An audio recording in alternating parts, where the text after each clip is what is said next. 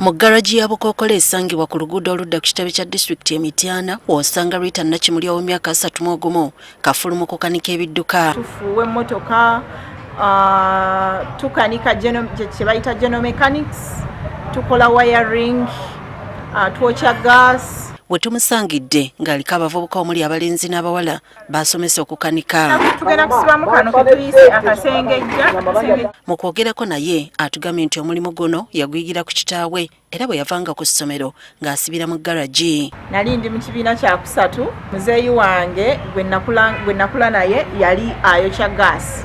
Kati nga bwe nva ku ssomero nkomawo wano ku garaji. Nenjiga nembeerako byenkolaakola mpola nga bw'abeera ayokya nga nange muyambako nga mukwatirako. Bwe yatuuka mu kibiina ekyokunoba P4 n'akizuula nti mwattu Katonda alayika yamutegekera kuba makanika era n'agukwasa kannabwala. Ali njagala genda nno mu magye era nga ne muzeeyi wange kyayagala nga muli munda munze mpulira bwe nkwata emmundu njewulira neŋŋamba ngenda kubeera makanika era okuva mu P4 saddamu kuweebwa ssente ze bayita pocket money. Lwamala P7 teyatawa na kweyongerayo mu siniya yagendera mu ttendekero okwongera okukoguka mu bwamakanika. Certificates zange zonna ziri mechanical engineering from primary 7. Wabula agamba nti ng'onookola omulimu guno olina okusooka okugwagala si byakuzuuka ku makya mbw'oyiga okukanika. Kasita otandika okwagala osobola n'okutambulanga ku moto ku kkubo ng'osanga emmotoka ng'efudde n'oyimirira n'ogaa okay mpulira nga nandigikanisa tekyetaaga ssente nti ogenda kuba na ssente nnyingi. Nakimuli tumusabye atubulire obukodyo obuli mu kukanika era atusookeza ku yingini omutima gw'emmotoka. Atubulidde ku y'emmotoka gye baakazaako erya 10. Bwe tubeera tugenda kwasemblinga nga tubadde tuva kusiba yingini tubeera twasaze shaft gye tuyita crank shaft, tubeera twakoze kye tuyita refacing oba cylinder head refacing nga twaginaazizzaako oba nga waliwo mashini eyagiyiseekoko. So tusooka ne twoza ebyuma byonna ebyetaagisa okwoza n'amazzi n'ebyetaagisa okwoza n'amafuta byonna ne tubyoza ne tubiteeka in place. Ebyo bwe biggwa olina okumanya ebyuma by'ogenda okukozesa kimu ku kimu ne kikikola. Cylinder block n'otandika okuteekamu piston. Oba piston eba omaze okuziteekako kye tuyita rings oba piston rings, compression ring and oil ring.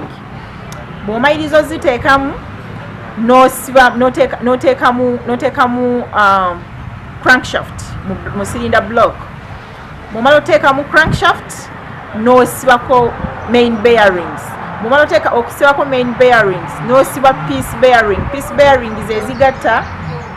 zezigatta piston ku crankshaft. Sente z'osaba kasitoma kisinziira ku kyogenda okukanika. Naye ate ye leba aba mulala naye kati ebyokukozesa byogamba nti ngenda kukozesa kino nekino tekimazeewo emitwalo 3.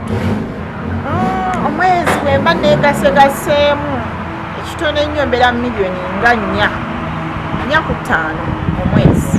Bw'okuva mu buto bwe okutuuka ku myaka gy'aliko kati byafunye enteko era agamba Katonda ng'akyamuwadde obulamu ebirungi bikyajja. Neegulirayo akamotoka akange sitera nnyo okutambuza bigere. Neeguliddeyo ku poloti okuwera omulimu guno gwasikiriza omwami wange okunfuna ye yayagala muntu akola ekyenjawulo.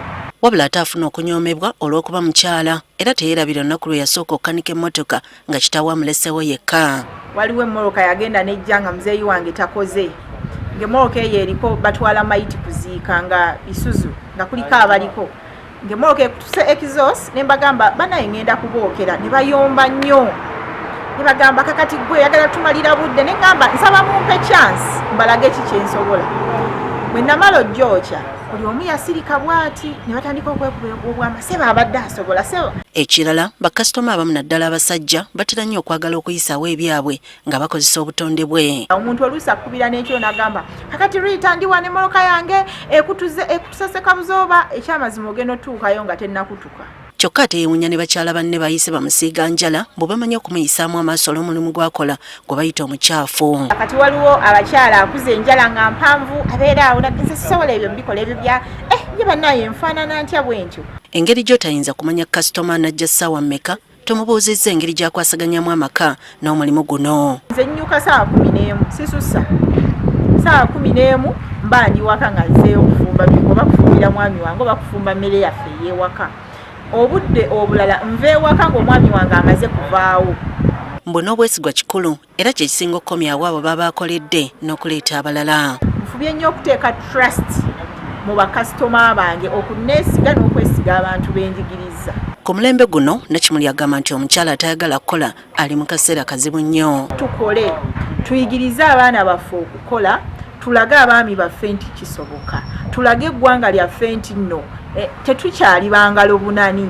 Emboozi ya Rita Nakimuli ekulaga nti ensi ekyukidde ddala mu nsiike y'okukola ssente, obutanyooma mirimu ate n'okukwata okwo gw'okola ng'ekyatika okusobola okubeera ow'enjawulo.